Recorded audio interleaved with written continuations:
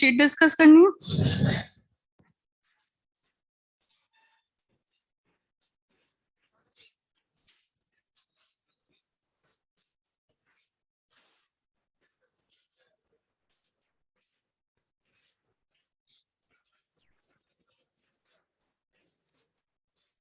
Exercise 3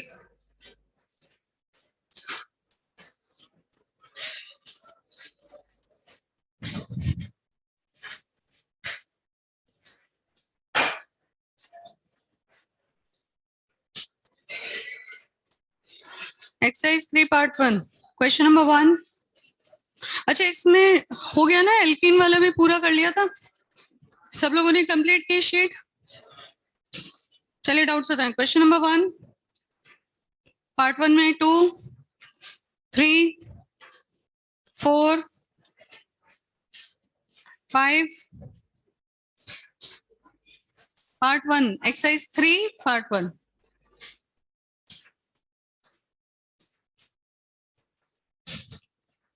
Six, seven. The number of chiral compounds produced upon monochlorination of 2-methyl butane. 2-methyl butane का monochlorination हमने किया था, कितने chiral compounds बने थे?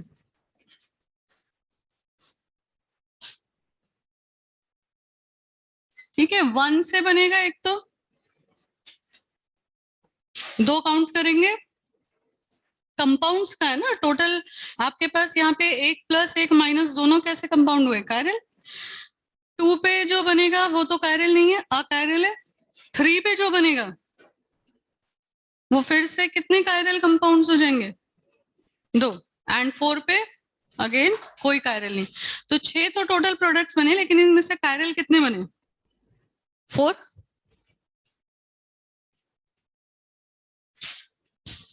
आंसर क्या है इसमें? ठीक है, क्वेश्चन नंबर 8 9 10 11 12 11। क्वेश्चन नंबर 11 में डायरेक्टिव इफेक्ट लगाओगे।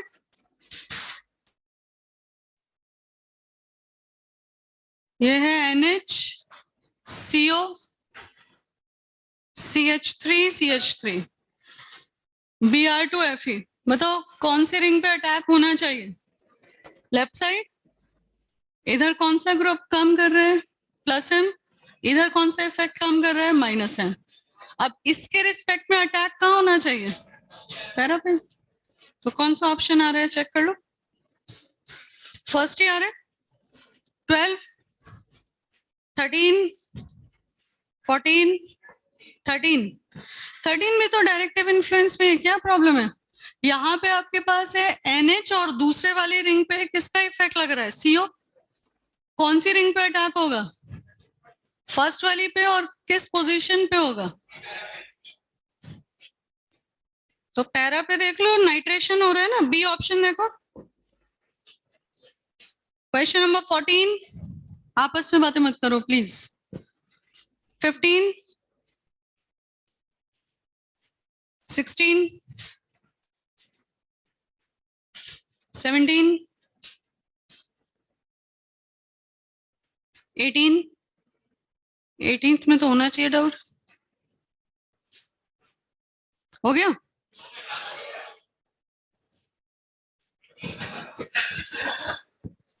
नहीं सही में 18th क्वेश्चन तो मतलब हर तरह से ही डिफरेंट है ना, इसीलिए। किया है कि नहीं किया है ये बताओ। अब तो आ गया तो बता ही देती हूँ मैं, लेकिन अगर किया होता तो पहले ही पूछ लेते। RCOOR'। अब देखो बेसिकली इसमें कंसेप्ट लग रहा है डीकार्बोक्सिलेशन का।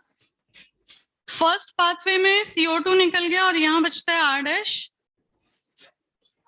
R रेडिकल, और इधर R'O रेडिकल। अगर किसी कंपाउंड में एक ही स्टेप पे डीकार्बोक्सिलेशन हो रहा है ना, ये CO2 निकलेगा, तो पॉइंट ये है कि यहाँ पे जो रेडिकल बन रहा है वो कैसा बनना चाहिए? स्टेबल रेडिकल बनना चाहिए। क्लियर? बेंजाइलिक बन सकता है और टर्शरी बन सकता है, बट बेसिकली इधर अगर स्टेबल रेडिकल बनेगा तभी फर्स्ट स्टेप में डीकार्बोक्सिलेशन डायरेक्टली होगा। दो चीजें एक साथ होंगी, परऑक्सी लिंकेज तो टूटेगा ही टूटेगा, साथ में ये बॉन्ड भी टूटेगा। किस पाथवे में? जिसमें CO2 पहले स्टेप में निकल रहा है, तो P वाले में ऐसा होना चाहिए। और किसमें? Q में भी ऐसा होना चाहिए। तो अगेन Q में पहले ही स्टेप में CO2 निकल गया, फिर से बना R radical, R dash O radical. अब अगला स्टेप ये है कि जो R डैश O रेडिकल है इसे भी तोड़ के R डैश रेडिकल बनाना चाहिए, R लिखा है, plus X radical plus carbonyl compound. अब इसका कंसेप्ट समझें कि जब आपके पास कोई एल्कोक्सी रेडिकल है, R डैश जो भी ले लो, अब आप इसको ऐसे तोड़ रहे हो कि यहाँ पे स्टेबल आना, जो इधर जो कंपाउंड अटैच है वो भी कार्बोनिल में कन्वर्ट होना चाहिए, बिना एग्जाम्पल के नहीं होगा। दूसरा, पहले यहाँ पे R और S देख लेते हैं, फिर इनके ऑप्शन जो है उससे समझाएंगे। R और S में पहली बात ये है कि ये बॉन्ड नहीं टूट रहा है, केवल कौन सा बॉन्ड टूट रहा है? पैरोक्सी वाला। तो यहाँ पे आपको क्या मिल रहा है? R CO radical plus R dash O radical. Again ये फिर से वैसे ही टूट रहा है, और यहाँ पे भी R CO radical R dash O radical. इसमें एक पॉइंट में गलती तो है, लास्ट वाले में समझाएंगे क्या गलती है। पहले तो वो दोनों पाथ आप चुने P और Q जिसमें CO2 फर्स्ट स्टेप में जा रहा है। ऑप्शन देखो, आपके पास जो ऑप्शन है लिस्ट 2 में, वो लिस्ट 2 में ऑप्शन है PHCH2 COOCH3। अगर हम इसको यहां से तोड़ते हैं और दूसरी तरफ से भी तोड़ते हैं तो हमें साइमल्टेनियसली ये दोनों बॉन्ड टूट सकते हैं। क्लियर? तो ये P से भी जा सकता है और Q से भी जा सकता है फर्स्ट स्टेप पे। नंबर 2, अगर ये P पाथवे से गया, P वाला ये रहा, तो यहाँ पे आपको मिल जाएगा बेंजाइल रेडिकल, CO2 निकल गया, दूसरी तरफ से क्या बचेगा? Methoxy radical. तो यहाँ पे एक बार बना देते हैं PHCH2 CH3O। क्लियर? दूसरा अगर हम ढूंढें सेकंड ऑप्शन, तो सेकंड ऑप्शन में कोई फायदा नहीं मिलने वाला, फिनाइल रेडिकल स्टेबल नहीं होता, तो डायरेक्ट ये P या Q से तो जाएगा क्या? ये ना तो P से जाएगा और ना ही Q से। बचते क्या है? R और S। ठीक है, अब सपोज आपने इसमें पहले इन दोनों को तोड़ा, तो यहां बना PHCO O रेडिकल और मिथॉक्सी रेडिकल। क्या फर्दर मिथॉक्सी रेडिकल टूट के कार्बोनिल बना सकता है? नहीं बना सकता। तो यहाँ पे आपको जहां कार्बोनिल लिखा है, यानी कि R वाला पाथवे कैंसिल हो गया, कौन सा पाथवे बचा इसके लिए? S बचा। तो ये वाला प्रूव हो गया S से, और ये वाला किससे प्रूव हुआ था? P से। नहीं आ रहा समझ में? तीसरा ऑप्शन देखो, फिर से बेंजाइल। अब बताओ मुझे, ये सबसे पहले आप बेंजाइल देख के किस तरफ से, कौन से पाथवे से इसको तोड़ेंगे?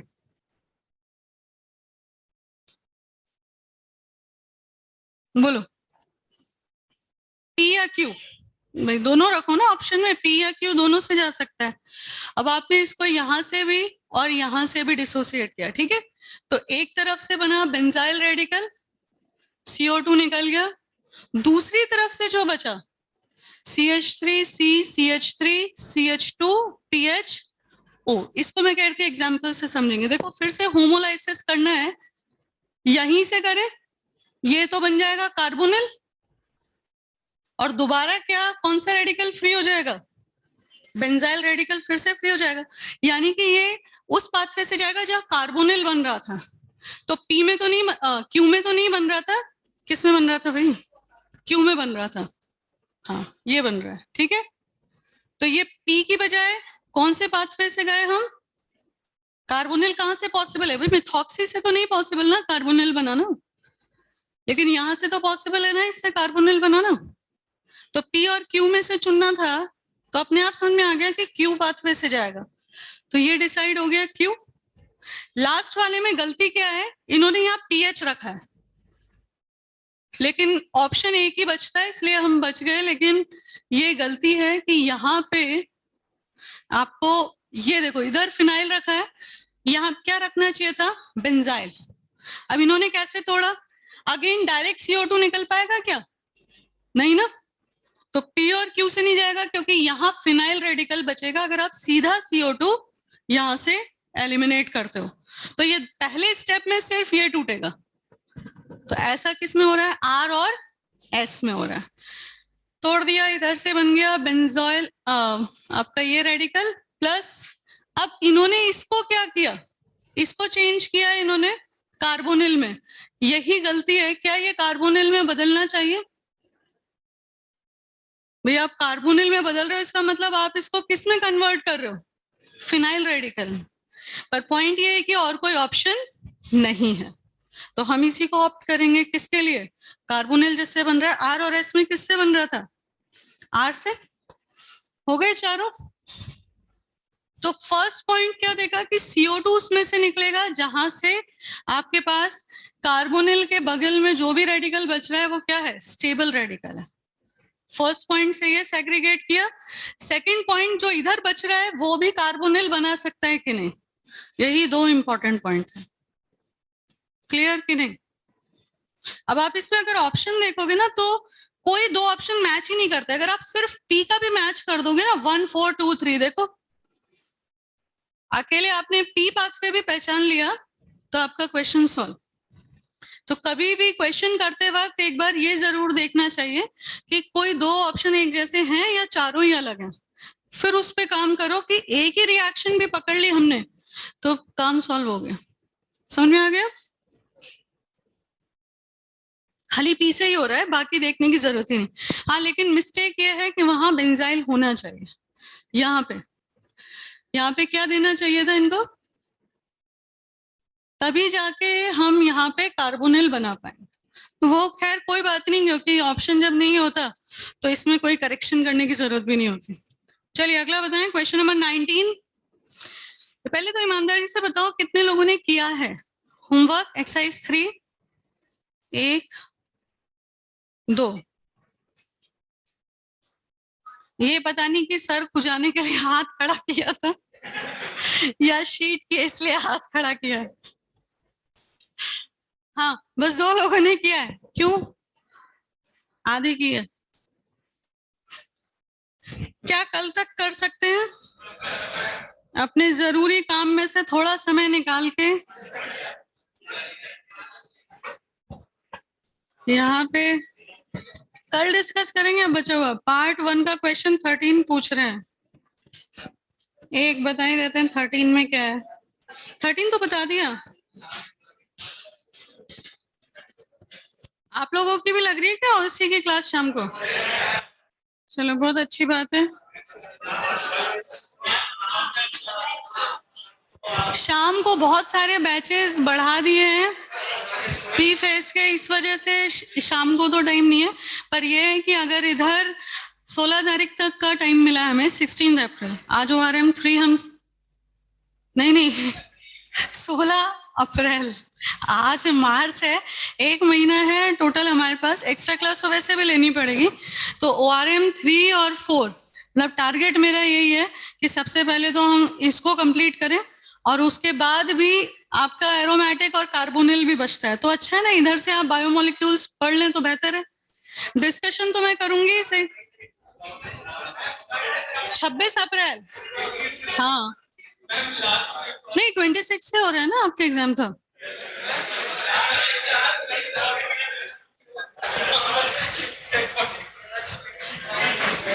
चलो आगे पढ़ना है बस, और कल लास्ट है, जितने चाहे दो बच्चों ने किया हो कल डिस्कशन हो जाएगा, इसलिए आप लोगों को बस आज का टाइम और मिल रहा है।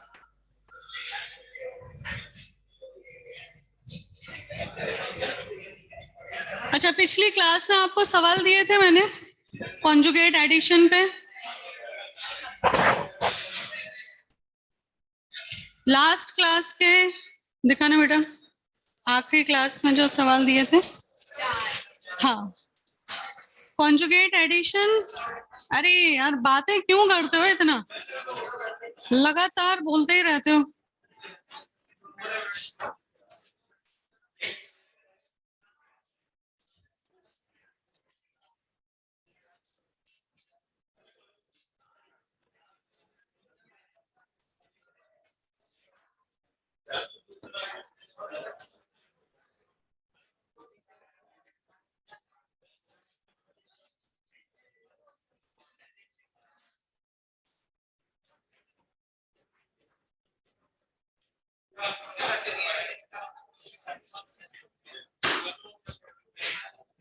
ये लो। हाँ, फर्स्ट वाले में 0 डिग्री पे कौन सा प्रोडक्ट बनाना है हमें? Sorry, KCP. केसीपी हमें कैसे देखना है कि जहां कार्बोकेटाइन सबसे ज्यादा स्टेबल बन सकता है वहीं पे हम अटैक कराएंगे, ठीक है। तो जैसे आप यहाँ पे अटैक कराते हैं तो जो कार्बोकेटाइन बनेगा फर्स्ट वाले डबल बॉन्ड पे वो सबसे ज्यादा स्टेबल होगा, तो डायरेक्ट इसी पे हम Cl का अटैक करा दें। ये बन गया हमारा कौन सा प्रोडक्ट? Kinetically controlled. लेकिन अगर इसी कार्बोकेटाइन को हम डीलोकलाइज करा के लेके जाएं 1 डिग्री पे, ये 2 डिग्री था, ये 1 डिग्री है तो दोनों ही रेजोनेंस में। पर यहाँ पे अगर देखोगे तो आपके पास कॉन्जुगेशन आ रहा है, यहाँ भी कॉन्जुगेशन आ रहा है, पर यहाँ अल्फा H 1 है और यहाँ पे अल्फा H 3 इधर है और 2 इधर है, 5 है। तो थर्मोडायनेमिकली कौन सा प्रोडक्ट ज्यादा स्टेबल बनेगा? सेकेंड वाला, ठीक है। तो यहाँ पे जब 80 डिग्री है तो कौन सा एडिशन कराना है? 16। कुल मिला के ये डबल बॉन्ड, ये और यहाँ पे सी, H इधर Cl इधर। फर्स्ट पे H गया, सेकंड पे कार्बोकेटाइन आया, नंबर डाल दो। देखो ये देखो 1 पे और 2 पे आपने जब पाई बॉन्ड तोड़ा 1 पे हाइड्रोजन गया, अच्छा हाइड्रोजन तो है ही नहीं,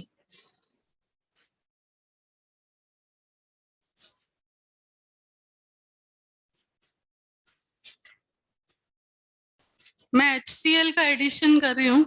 यहाँ पे एडिशन हमें किसका करना है? Br2 का। ये गलती हो गई है, फिर से समझ लें। Br2 का एडिशन कर रहे हैं, यहाँ हमने कौन सा एडिशन किया? 1 2, ठीक है। ये समझने के लिए कार्बोकेटाइन बनाया। Br2 के एडिशन में नॉर्मल कार्बोकेटाइन नहीं बनता है, पर हम केसीपी और टीसीपी को समझने के लिए बना रहे हैं कि अगर आपको काइनेटिकली कंट्रोल देखना है तो कौन सा एडिशन करते हैं? 1 2। और थर्मो देखना है तो जितना कॉन्जुगेशन हो 1 6 1 8 1 4, यानी कि एक फर्स्ट पे और एक लास्ट पे, क्योंकि वही प्रोडक्ट सबसे ज्यादा स्टेबल हो। सेकंड वाले में देखो, पहले बता दो फर्स्ट में कोई डाउट है? क्लियर? अब सेकंड में HBr है, फिर हम मैकेनिज्म से ही चलेंगे, कोई रटने वाली बात नहीं है। डबल बॉन्ड पे अटैक कराएंगे, कहाँ कार्बोकेटाइन बनाएंगे? 1 2 नंबर डाल देती हूँ तो बता देना किस तरह। इसमें कॉन्जुगेशन इधर भी था क्या? पाई बॉन्ड 1 2 3 एंड 4, ठीक है। तो हम कार्बोकेटाइन कहाँ पे बनाएंगे कि स्टेबिलिटी सबसे ज्यादा है? 3 पे बनाते हैं, चलो। यानी यहाँ पे आपने HBr का एडिशन कराया, 3 2 डिग्री कॉन्जुगेशन। एक बार इस पे भी अटैक करा के देखते हैं। अगर 1 2 पे अटैक कराया, यहाँ H यहाँ कार्बोकेटाइन, ज्यादा स्टेबल नहीं होगा? टर्शरी विद रेजोनेंस, तो कहाँ अटैक कराना चाहिए? 1 2 पे। क्लियर? तो जैसे ही आपने 1 2 पे HBr का अटैक कराया, H+1 पे गया और प्लस कहाँ आया? 2 पे। ये बना पहला कार्बोकेटाइन, स्टेबल कार्बोकेटाइन, इससे मिलेगा केसीपी प्रोडक्ट, काइनेटिकली कंट्रोल्ड, ठीक। तो यहां से अगर आपको टेम्परेचर लो दिया होता तो प्रोडक्ट यही बना देते, बात खत्म। लिख भी देती हूँ एक बार में, यहाँ पे अगर आपके पास है लो टेम्परेचर माइनस में या 0, तो आपका आंसर होता मेजर प्रोडक्ट के लिए ये। क्लियर? कायरल कंपाउंड है तो ऑलवेज ध्यान रखें इस बात का, ठीक है, इनएंशोमर्स बनेंगे। लेकिन वहीं अगर आपको कोई टेम्परेचर नहीं दिया या हाई टेम्परेचर है तो क्या बनाना होता है प्रोडक्ट? टीसीपी। टीसीपी के लिए क्या ध्यान रखना है? अब ये कार्बोकेटाइन बन चुका है, इसको एक बार डीलोकलाइज करा के देखो। रेजोनेटिंग स्ट्रक्चर बना रही हूं मैं, ये बनेगा 2 डिग्री रेजोनेंस। लेकिन अगर प्रोडक्ट की स्टेबिलिटी में देखूं, कंपेयर करते हैं बना के, उसमें कितने अल्फा हाइड्रोजन हैं डबल बॉन्ड के पास? सिर्फ 2। इसके पास कितने अल्फा हाइड्रोजन हैं?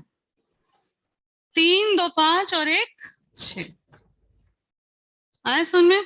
तो कॉन्जुगेट एडिशन में हमेशा आपको टीसीपी कहां से मिल रहा है? लेस स्टेबल कार्बोकेटायन से।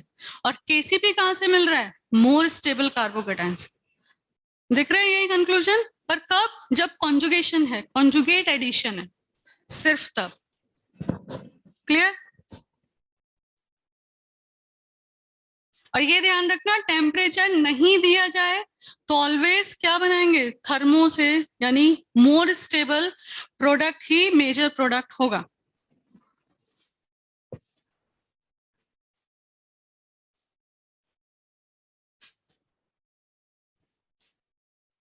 इस पे ही बहुत बेसिक सा क्वेश्चन है एक्सरसाइज 3 में, कॉन्जुगेट एडिशन पे, पर वो बिल्कुल बेसिक है कि आपको टीसीपी बनाना है। अगर टेम्परेचर हाई दें या ना दें तो हमेशा टीसीपी पे जाएंगे, और लो टेम्परेचर है तो देना पड़ेगा उन्हें 0 डिग्री या माइनस में जितना भी, तब आप काइनेटिकली कंट्रोल्ड बनाएंगे।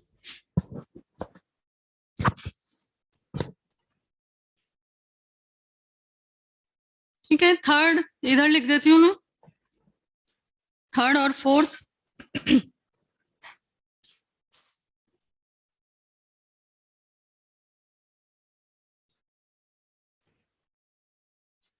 इसमें भी बता ही देते हैं, इधर लिया 0 और इधर हमने ले लिया नॉर्मल टेम्परेचर 30 से 40।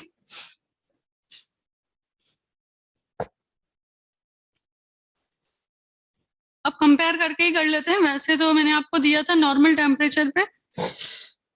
जब लो टेम्परेचर है तो क्या बनाना है? ठीक है, कार्बोकेटायन को देखते हुए या रिएक्टिविटी को देखते हुए।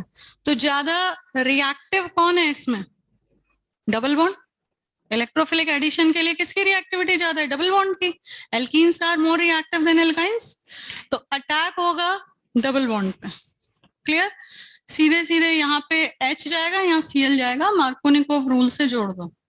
तो ये कौन सा प्रोडक्ट बन गया आपका? Kinetically controlled. ठीक है, क्लियर इतना? लेकिन अगर आपको नॉर्मल टेम्परेचर या हाई टेम्परेचर थोड़ा दिया जाता है तो क्या देखना है?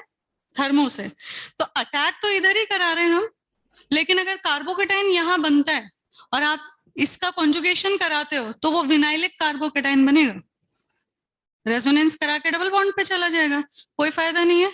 एक बार इधर अटैक करा के देखें, क्योंकि अगर इधर हम अटैक कराते हैं तो विनाइलिक तो तब भी बनेगा, लेकिन प्रोडक्ट में कॉन्जुगेशन आएगा। तो यहाँ पे ये एक आप मान के चलो कि बस एक्सेप्शनल केस है कि जहां एल्कीन एल्काइन कॉन्जुगेशन में है, वहां आप अटैक किस पे करा रहे हो? टीसीपी के लिए एल्काइन पे। प्रोडक्ट बना दें तो ये बनेगा CH2 double bond CH, C पे Cl और डबल बॉन्ड यहाँ पे क्या आ जाएगा? CH2। पर ये हमने क्यों बनाया? क्योंकि ये प्रोडक्ट है ज्यादा स्टेबल।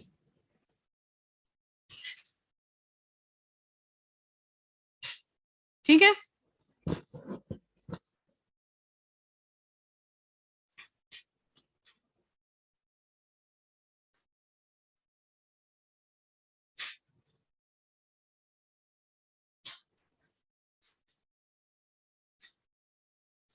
लास्ट फोर्थ, फर्स्ट वाला तो हो गया ना।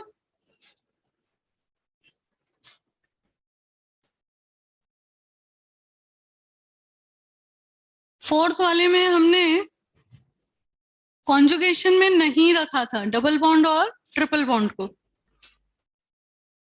अब आप चाहे हाई टेम्परेचर लो चाहे लो टेम्परेचर लो, चाहे आप इसको 0 पे रखो या फिर आप नॉर्मल टेम्परेचर पे रखो, क्या होगा? प्रोडक्ट कहाँ बनेगा?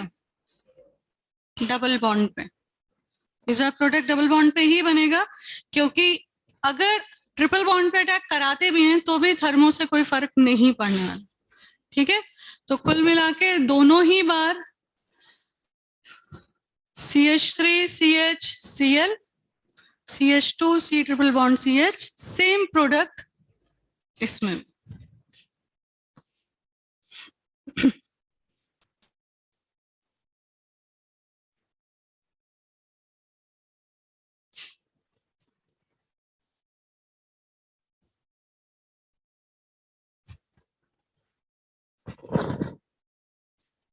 सेकंड वाला हुआ।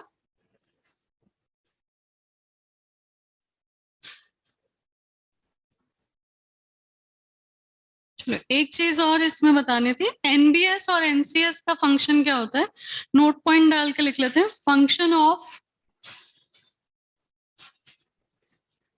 NBS and NCS, N bromo succinimide और सी का मतलब N chloro succinimide. Succinic acid से बना हुआ अमाइड होता है सक्सिनामाइड। ये हो गया आपका एन ब्रोमो सक्सिनामाइड और यहीं सीएल लग जाएगा तो एन क्लोरो सक्सिनामाइड। इसका फंक्शन क्या है, एलाइलिक और बेंजाइलिक पोजीशन पे फ्री रेडिकल सब्स्टिट्यूशन देना। तो फंक्शन है free radical substitution at allylic and benzylic position. Bromination करेगा एन ब्रोमो सक्सिनामाइड और क्लोरिनेशन करेगा एन क्लोरो सक्सिनामाइड, लेकिन स्पेसिफिक कौन सी पोजीशन पे, एलाइलिक और बेंजाइल। कहने का मतलब आप प्रोपेन पे एनबीएस की रिएक्शन कराओगे तो नहीं होगी, प्रोपीन पे कराओगे तो एलाइलिक पोजीशन पे हो जाएगी। ठीक है,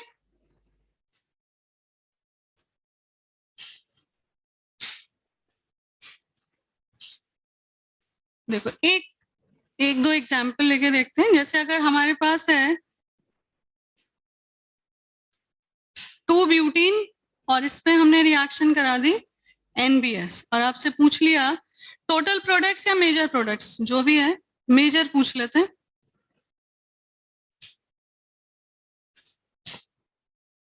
बनाएंगे तो हम सारे, पर पूछा जा रहा है मेजर प्रोडक्ट। ओके,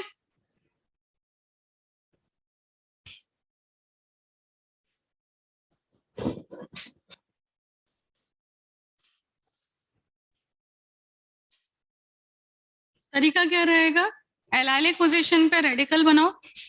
वो रेडिकल अगर डीलोकलाइज कर सकता है, जैसे भी कार्बोकेटाइन कर रहा था, तो उसका रेजोनेटिंग स्ट्रक्चर भी बनाओ। फिर दोनों तरफ से प्रोडक्ट बना के देखो किसकी स्टेबिलिटी ज्यादा है।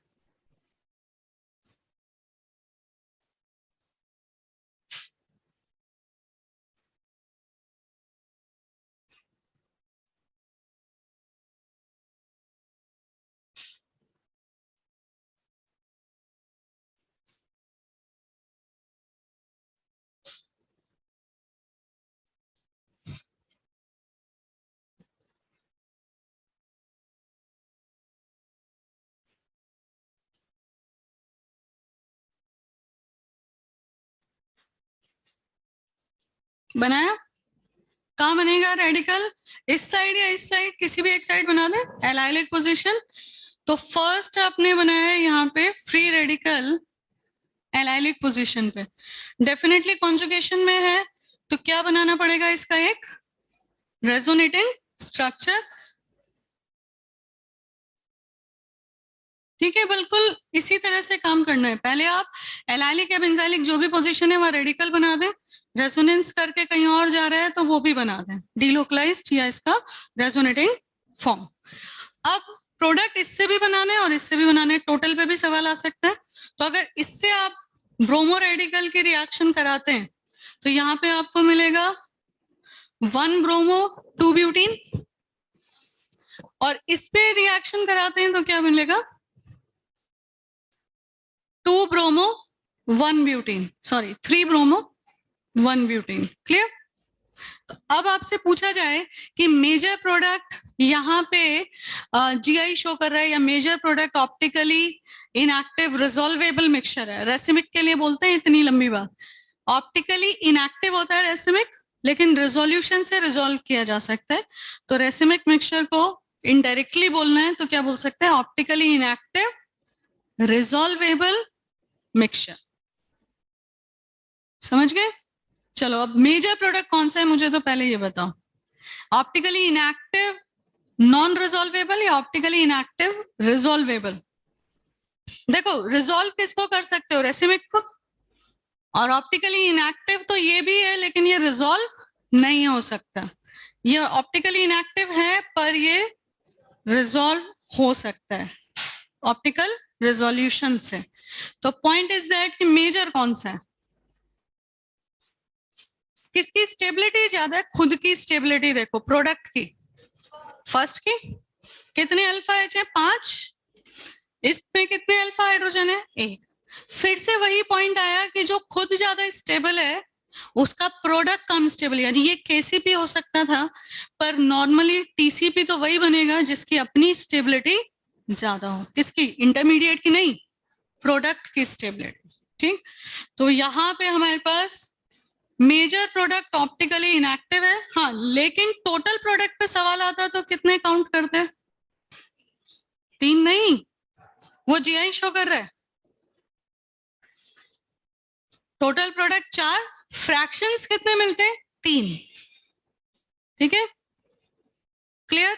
तो सीधे मेजर प्रोडक्ट नहीं पूछते हैं, जेई का सवाल है तो वो आपसे मेजर प्रोडक्ट के बारे में उसकी प्रॉपर्टीज पूछेंगे कि मेजर प्रोडक्ट जो है वो अब मैंने ऑप्टिकल से बताया, वो ज्योमेट्रिकल से भी पूछ सकते हैं, है ना, 2 फॉर्म्स में एग्जिस्ट करता है, इसका बॉइलिंग पॉइंट हाई है, इसका लो है। तो कुल मिला के आपको पहले तो बेसिक काम तो यहीं तक करना, उसके बाद आगे का जो भी प्रॉपर्टी है वो बाद में डिस्कस हो। चलो एक और क्वेश्चन, इसमें हम रिएक्शन करा रहे हैं एनसीएस। चलो टोटल प्रोडक्ट्स काउंट करो,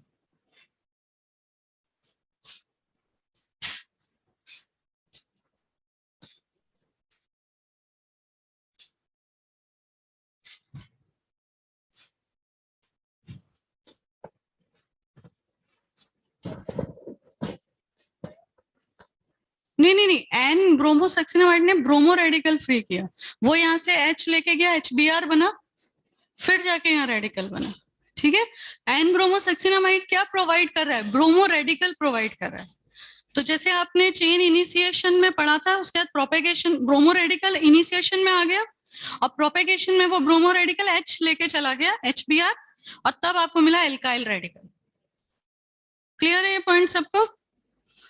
आएगा तो सबसे पहले इनिशिएशन की तरह ब्रोमो रेडिकल, फिर जो भी आपके पास यहाँ पे एल्कीन है, जो भी एलाइलिक पोजीशन है, उस पर अटैक करके HBr बना देगा और आपको फर्दर क्या मिल जाएगा, आर रेडिकल। प्रोसेस वही चलेगा। ठीक है, पर ये पॉइंट है कि इसका फंक्शन एल्केन्स पे नहीं है, जहां रेडिकल ज्यादा स्टेबल बनता है एलाइलिक बेंजाइलिक, वहीं पे जाके ये अटैक करता है। चलिए सेकंड वाला बनाए।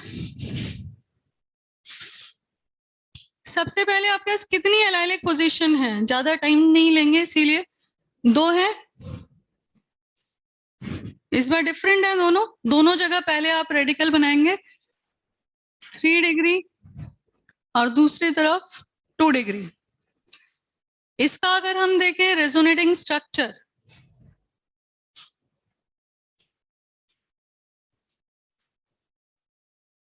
ये बनेगा, क्लियर, और इसका रेजोनेटिंग स्ट्रक्चर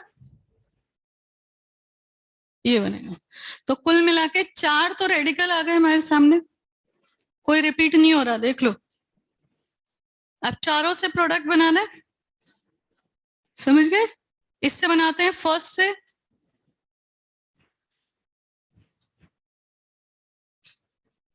क्या आने वाला है, क्लोरीन, सेकंड से, थर्ड से, और लास्ट फोर्थ से। तो ये तो मैंने बनाया अभी,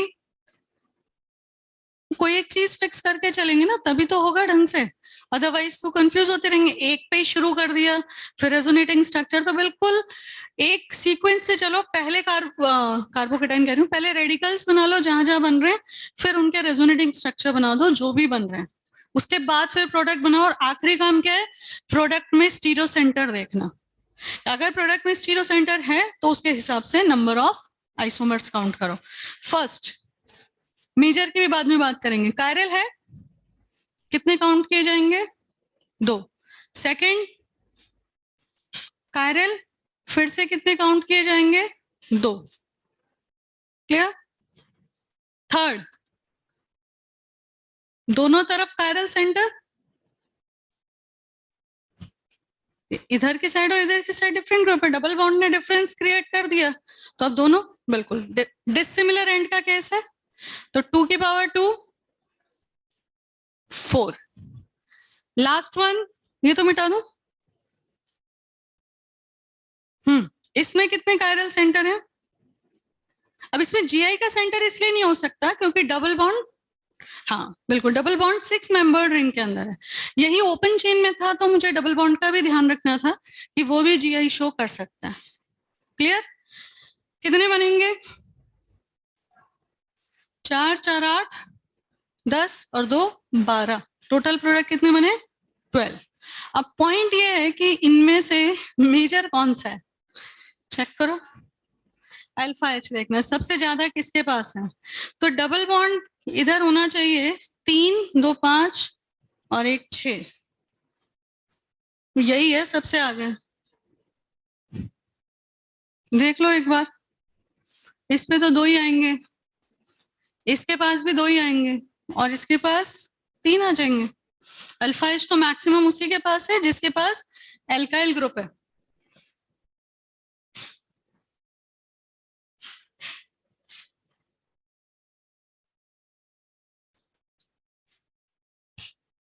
कुछ याद आ रहा है? इसी तरह का सवाल आया था अभी, आया होगा। अरे आपको ही मतलब रखना है कि ये कौन से तरह का क्वेश्चन, और टोटल प्रोडक्ट से पूछे गए थे।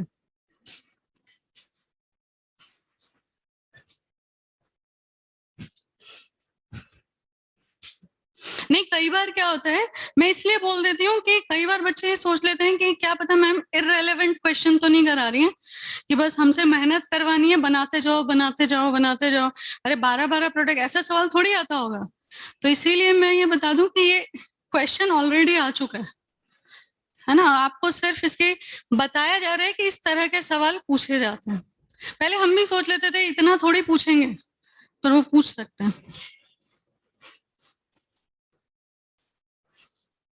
एक और लास्ट पॉइंट, एक्सरसाइज एक्चुअली क्या है कि क्लास एक वीक से दूसरे वीक शिफ्ट होती है तो कुछ तरह के सवाल छूट जाते हैं। जैसे फ्रीडल क्राफ्ट एसाइलेशन में हमने सक्सिनिक एनहाइड्राइड के साथ बेंजीन की रिएक्शन या थैलिक एनहाइड्राइड के साथ बेंजीन की रिएक्शन करके नहीं देखी, तो उस तरह के क्वेश्चन और कर लो, क्वेश्चन ही लिख लेते हैं।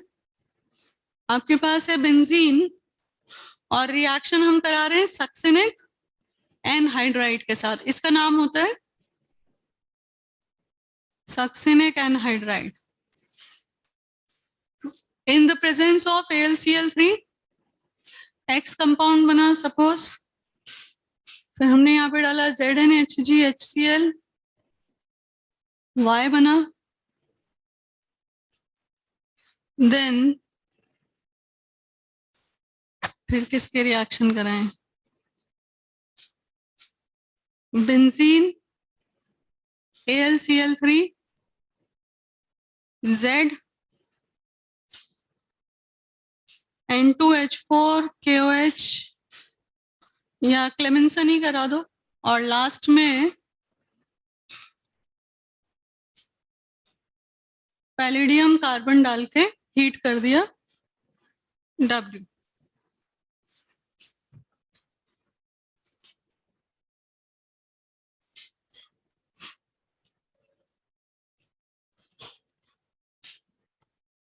कंप्लीट हो गया ये वाला क्वेश्चन।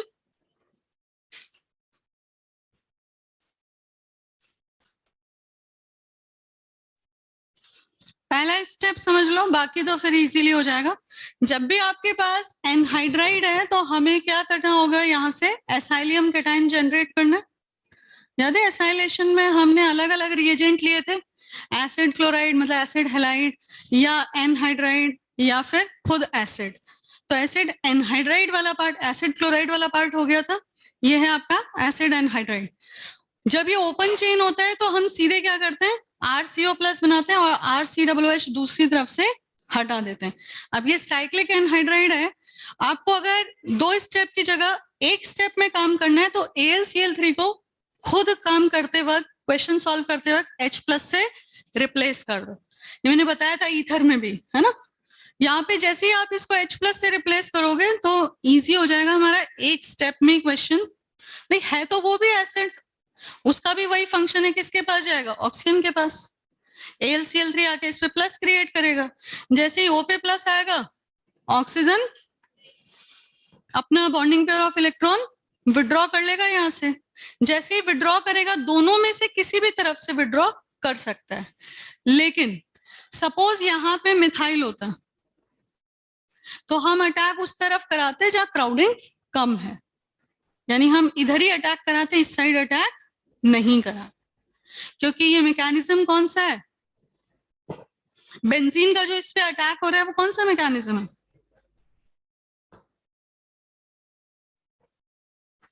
आप लोग सोचोगे मैम क्या पूछने लगे बीच में। हाँ, फ्रीडल क्राफ्ट एसाइलेशन ही तो है, तो मैकेनिज्म क्या होगा, है तो ये सारी, लेकिन जहां पे क्राउडिंग कम है उसी तरफ तो अटैक होगा। कंफ्यूज क्यों हो जाते हो। अब मान लो हम SN1 पढ़ रहे हैं, मैंने सडनली पूछ लिया कौन सा मैकेनिज्म है, तो आप लोग सोचने लग जाओगे कि यार ये क्या हो सकता है, कुछ और होगा। ऐसा कुछ नहीं है। क्या अगर यहाँ पे दोनों तरफ ग्रुप आपके पास है तो आप अटैक उस तरफ कराएंगे जहां पे क्राउडिंग कम है। फिलहाल तो मैं मिथाइल को मिटा दूं। अब जैसे ही ये टूटेगा देखो, तो इधर आपको किसको अटैच करना है, बेंजीन को, और इस तरफ आपको किसको रखना है, COOH। हो गया ना एक स्टेप में काम। नहीं तो क्या होता है, पहले AlCl3 के साथ यहाँ कॉम्प्लेक्स सिखाते, फिर AlCl3 निकल जाता और जो बेंजीन से H+ निकला है वो यहाँ पे आता, बनता तो तब भी यहाँ कार्बोक्सिलिक, पर हमें वो एक कॉम्प्लिकेटेड प्रोसेस से ले जाना पड़ता। तो बेटर क्या है, AlCl3 को आप रिप्लेस कर देंगे किससे, H+ से। देख लो ध्यान से, क्लियर है पहला स्टेप। अब यहाँ पे इसको मैं इस फॉर्म में लिख देती हूँ, बेंजीन, और बेंजीन के साथ कनेक्टेड है CO, और उसके साथ 2 CH2 और फिर COOH। कोई दिक्कत इससे, ठीक है। अगले स्टेप में ये तो बन गया X, क्या काम कर रहा है, ZnHgHCl, बिल्कुल कीटोन को एल्केन में बदलेगा। तो जो Y कंपाउंड बनेगा बेंजीन, अब 3 CH2 हो गए और इधर अभी भी CO है, ये कौन सा कंपाउंड बन गया, Y। चलो अब Z में सोचो थोड़ा सा क्या होगा।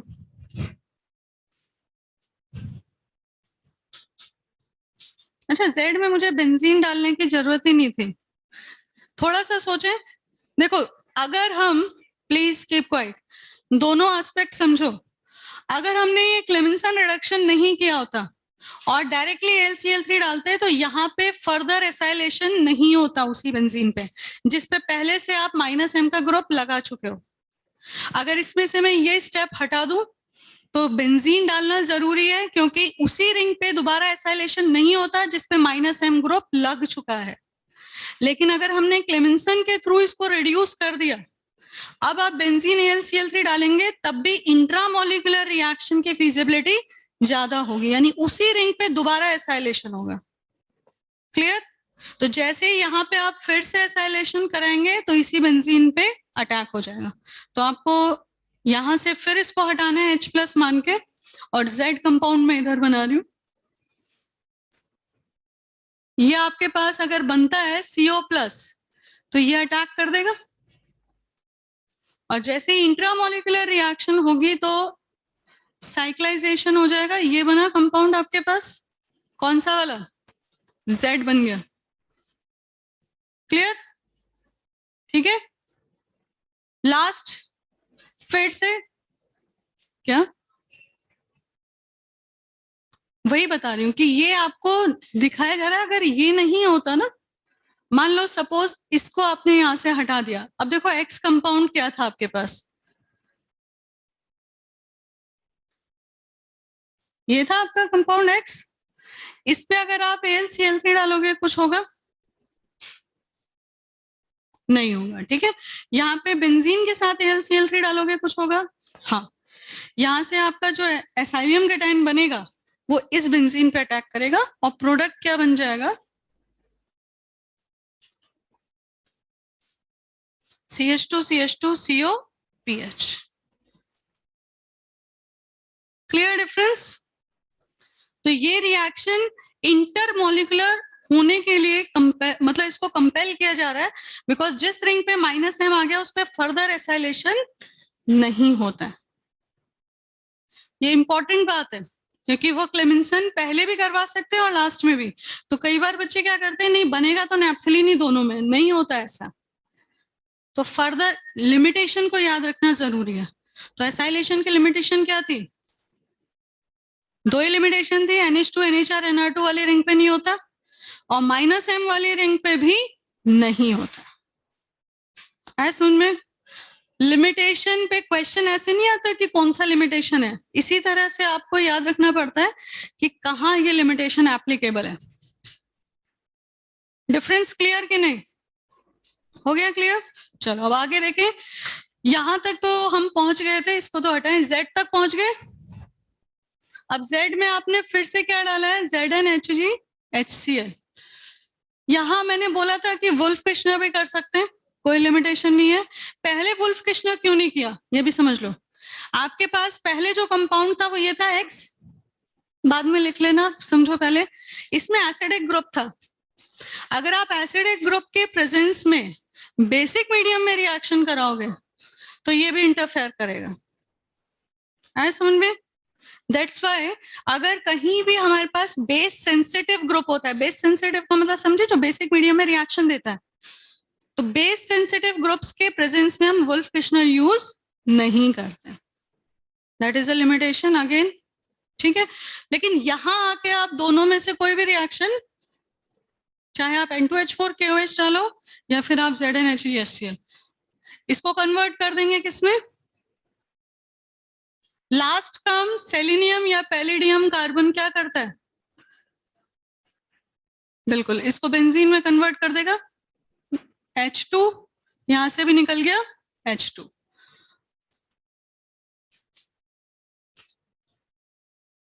क्या बन गया ये? नैप्थलीन। ठीक है।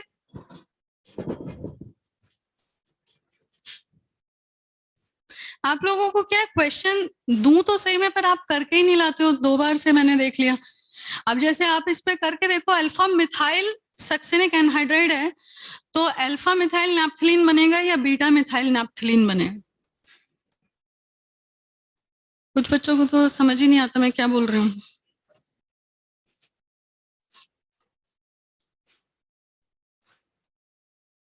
अल्फा मिथाइल सक्सिनिक एनहाइड्राइड वही है जो मैंने अभी समझाया था कि दोनों में से किसी भी एक तरफ, भाई अल्फा कार्बन है कि नहीं है, इसमें हमने क्या लगा दिया, मिथाइल, नाम क्या हो गया, अल्फा मिथाइल सक्सिनिक एनहाइड्राइड। इसकी रिएक्शन पूरे यही प्रोसेस से करना और लास्ट में आपको क्या बताना है, ये सब होगा AlCl3, फिर पूरा प्रोसेस यही, तीसरे नंबर पे खाली AlCl3, चौथे नंबर पे ZnHgHCl फिर से, और पांचवें नंबर पे PDC पैलेडियम कार्बन। आपको बताना क्या है, नैप्थलीन तो बनेगा, लेकिन वो नैप्थलीन में अल्फा पे मिथाइल रहेगा या बीटा पे?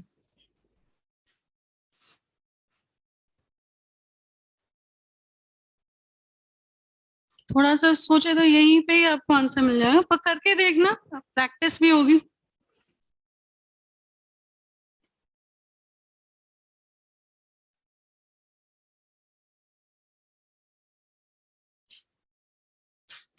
बीटा पे आएगा, सही बात है।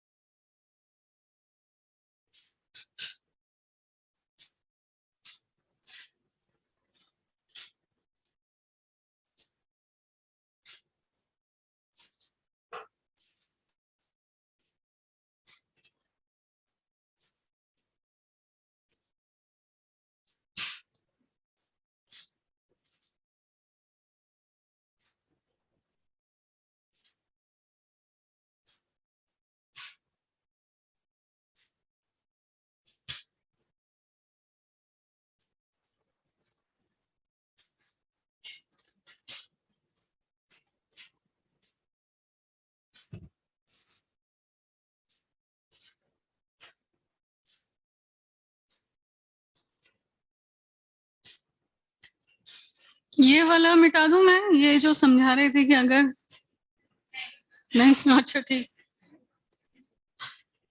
नहीं इसमें मिक्स नहीं होना चाहिए, आपको पता होना चाहिए ना कि ये अलग से लिखा है।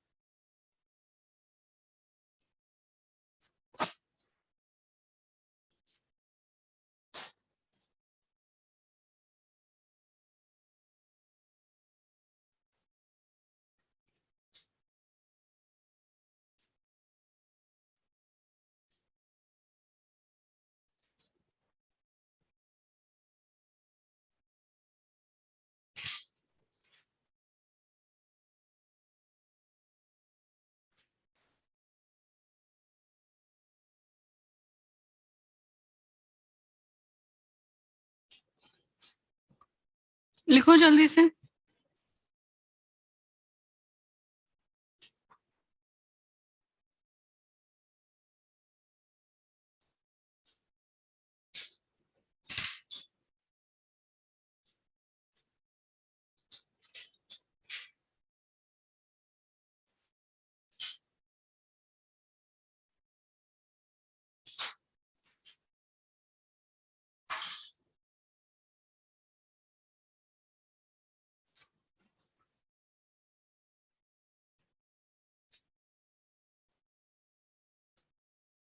डन।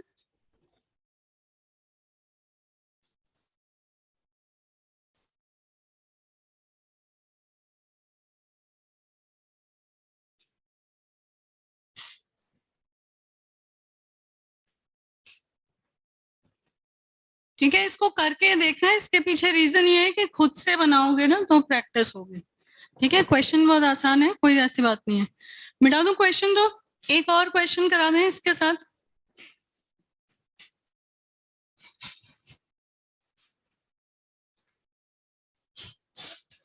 आपके पास है ऑर्थो मिथाइल फिनॉल, जिसको हम क्रेसॉल भी कहते हैं, और इसकी रिएक्शन हम करा रहे हैं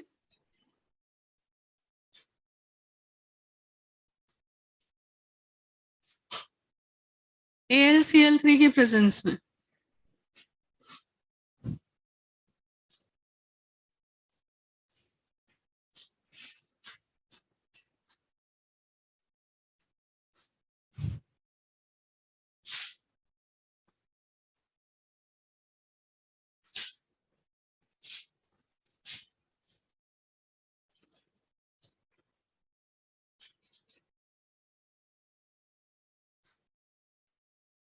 ये एनहाइड्राइड नहीं है ना, क्या है ये? साइक्लिक एस्टर है, पर रिएक्शन सेम होगी। वही तरीके से पहले O पे कौन जाएगा, H प्लस मान लो AlCl3 को, और बॉन्ड को तोड़ के एसाइलेशन ही होगा। पोजीशन आपको देखनी है कि किस पोजीशन पे कराएं।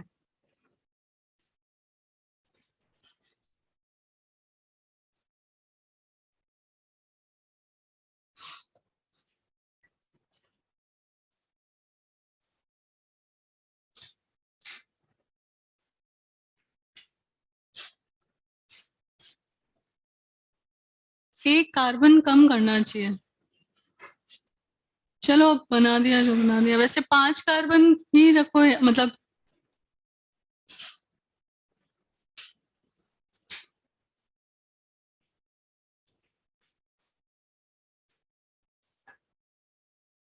1 2 3 4। देखो H प्लस आया इधर, समझे? उतने भी रहेंगे तो ठीक है, एक कार्बन एक्स्ट्रा करके भी बता देंगे, पहले इसको समझ लो। यहाँ पे आपने जैसे ही बॉन्ड तोड़ा, किस पे पॉजिटिव चार्ज क्रिएट हुआ? बन गया एसाइलियम। एसाइलियम में अब आपको देखना है कि कौन यहाँ पे ज्यादा अच्छा एक्टिवेटर है, ताकि हम डायरेक्टिव इन्फ्लुएंस उसी का चेक करें। ओएच, ओएच के हिसाब से पैरा पे अटैक करें। ऑर्थो तो बहुत क्राउडेड हो जाएगा ना, पहले से एक मिथाइल है उधर, तो अटैक होना चाहिए किस पोजीशन पे, पैरा पे। चलो तो इसका पैरा पोजीशन से अटैक इस पे दिखाते हैं। ये क्या कॉम्प्लिकेटेड हो जाता है लिखने में ही, बाकी और कोई दिक्कत नहीं है। ध्यान रखो ये पैरा पोजीशन, इधर ध्यान दे कैसे कनेक्ट करेंगे। सीओ, आप चाहे तो बॉन्ड लाइन मत यूज करो, है ना, नॉर्मल कार्बन भी लिख दो, थोड़ी सी भी दिक्कत है तो। सीओ के बाद क्या है, कितने CH2 है, 3, 1 2 3, और उसके बाद क्या आएगा, यही बन रहा है। अब AlCl3 आपके पास अभी भी मौजूद है, रिएक्शन नहीं होनी चाहिए दोबारा, एसाइलेशन, है ना, लेकिन यहाँ पे आपके पास रिंग पे मिथाइल भी है, ठीक है, वैसे ही कंफ्यूज करते हैं, जेई का क्वेश्चन है ये भी। तो दोबारा अटैक हो जाएगा, हाँ हो जाएगा, हो सकता है और हो भी जाएगा। रीजन क्या है कि रिंग आपकी ज्यादा एक्टिवेटेड है, दो दो एक्टिवेटर है, मिथाइल भी बैठा हुआ है। सिंगल बेंजीन होता तो उस पर डबल एसाइलेशन कभी भी पॉसिबल नहीं था।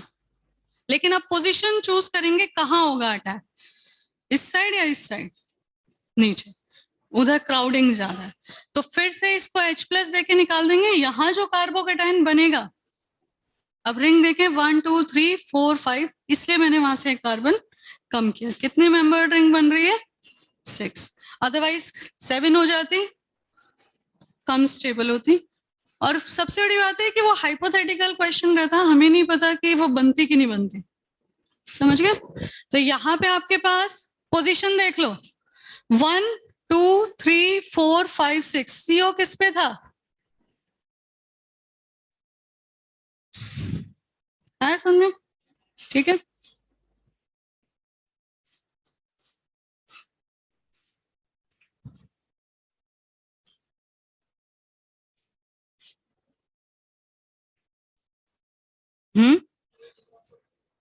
क्राउडिंग बहुत ज्यादा है, OH के ऑर्थो पे पहले इधर मिथाइल है, दोबारा इधर वाले ऑर्थो पे अटैक कराओगे तो स्टेरिक हिंड्रेंस ज्यादा होगी।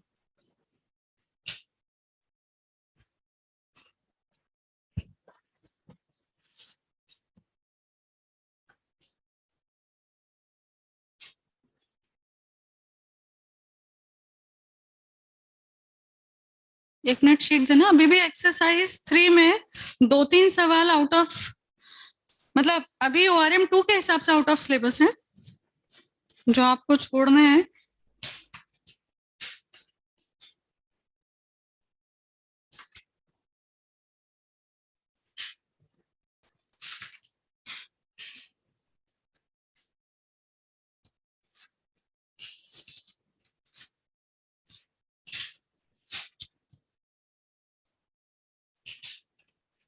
हाँ 23 पार्ट 2 में है,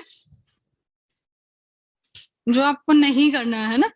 क्वेश्चन नंबर 23 एक्सरसाइज 3 पार्ट 2, और इसके अलावा एक और क्वेश्चन है 31, ये नहीं करने हैं, ठीक है। 26 पॉली सब्स्टिट्यूशन नहीं, ये तो लिमिटेशन पे सवाल है ना।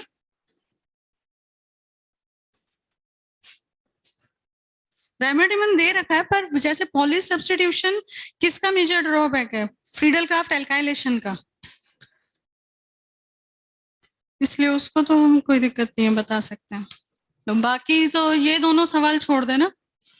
ये आप कब करेंगे, 23 और 31। 31 में गैब्रियल सिंथेसिस दे रखा है, जो आप एनिलीन या एमीन्स की रिएक्शन पढ़ेंगे प्रिपरेशन में, और 23 में एक ईथर ग्रुप भी लगा रखा है बेंजीन के साथ, जिसमें हम SN1 पढ़ते वक्त उसकी रिएक्शन SN1 SN2 में समझेंगे। तो दो जो है ये आउट ऑफ सिलेबस हो गए ORM 2 तक के लिए। देखो शीट करना बहुत जरूरी है, आप चाहे पार्ट्स में ही, आपको एक साथ नहीं हो सकता था तो बोल दो कि मैम पार्ट 1 पार्ट 2 दीजिए, अब तो इतना टाइम निकल गया है, अब तो ORM 2 में आपको आज मैंने लगभग इतना पार्ट 1 तो डिस्कस किया ही सही, अब तो कंप्लीट करके ही लाना है। लेकिन नेक्स्ट टाइम से भले ही आप 10 क्वेश्चन बोलो चाहे 15 बोलो, उतने ही दूंगी, पर काम करके लेकर आओ। नहीं तो जिस सब्जेक्ट में आप स्कोर कर सकते हैं ना, उसमें भी पीछे रह जाएंगे।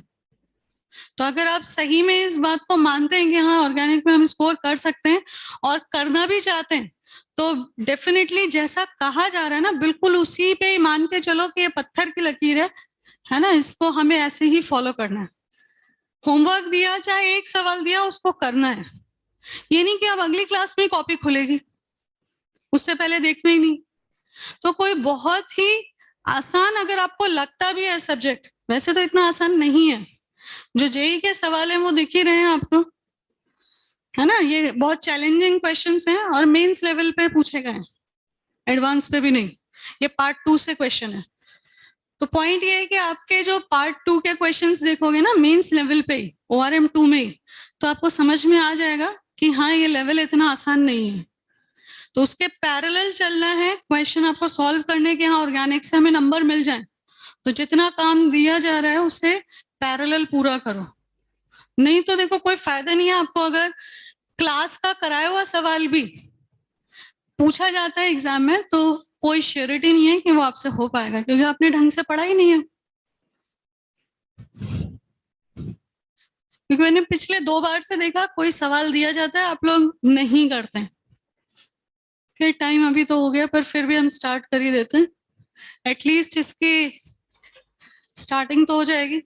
ORM 3 में हमें क्या पढ़ना है? न्यूक्लियोफिलिक सब्स्टिट्यूशन, SN1, SN2 और SNI। और ORM 4 भी इसी से ही मिलता जुलता है, इसी के पैरेलल रिएक्शन है, E1 E2 और E1 CB। तो ORM 3 में पहले हम देखो, सबसे पहले हम SN1 SN2 में क्या अंतर है वो समझेंगे। बाद में आप अलग अलग पढ़ोगे SN1 SN2, पर क्वेश्चन कभी अलग अलग नहीं आता। क्वेश्चन एज अ क्वेश्चन आता है, आपको पहचानना पड़ता है कि SN1 हो रहा है या SN2। तो दिमाग में पहले से ही उसी तरीके से समझो कि ये नहीं SN1 डाल दी हेडिंग तो अब तो यही चलेगा। समझो ऐसे क्वेश्चन पूरे ऑर्गेनिक में से आएगा, तो आपको कैसे पहचानना है। कोई एक रिएक्टेंट लिया हमने RG, अब यहाँ पे हम 2 कंडीशन रख रहे हैं इसके रिएक्शन के लिए। एक हमने लिया न्यूक्लियोफाइल, नॉर्मल न्यूक्लियोफाइल है, न्यूट्रल है, वीक है, और साथ में सॉल्वेंट डाला पोलर प्रोटिक। सभी समझते हैं जैसे वाटर।